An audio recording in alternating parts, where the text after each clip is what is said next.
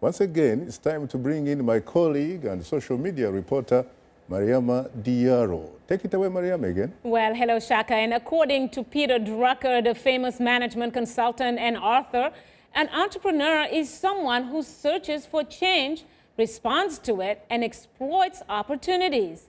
It is a generally accepted premise that stimulating entrepreneurship in the developing world can lead to economic growth, increase innovation, and alleviate poverty. Because of these potential benefits, a number of African nations have made efforts to create an entrepreneur-friendly business environment. Governments have put an emphasis on making it easier to do business, providing better access to financing, and building communication and transportation infrastructure. And this leads us to our question of the week, which asks, what are the key individual motivating traits needed to become a successful African entrepreneur? Well, let's get right to it and begin with a comment from Irongo Danielle from Rwanda, who writes, one key aspect is learning African preferences and tastes. For example, the Chinese are taking over African markets because they provide cheap products that the majority of Africans can afford. We like cheap products, except for the few Africans in the exclusive upper class.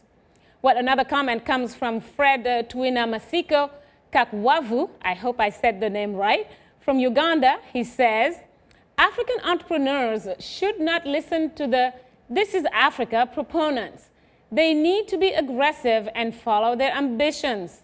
Other people will follow their lead when they achieve success. Well, very well said here from Fred. Shaka, of course, you can also you and your guests give your take on the first comment. Thank you very much, Mariama. As a matter of fact, this gentleman, Fred Twina Masiko Kakwavu from Uganda, guess where he comes from? Is he from, don't tell me, from the same area that you... Indeed, he comes from Kabare, my neighborhood. Wow, wow, wow. Southwestern Uganda. And in fact, amazing. I used to know his father, actually. Very interesting. So how did I do in the name pronunciation?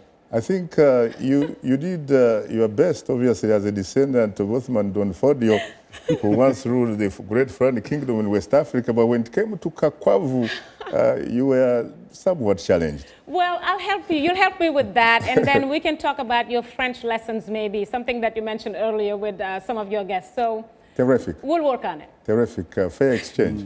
Now, what about this? You heard what these two individuals are saying about doing business in Africa and what have you. How do you react to that?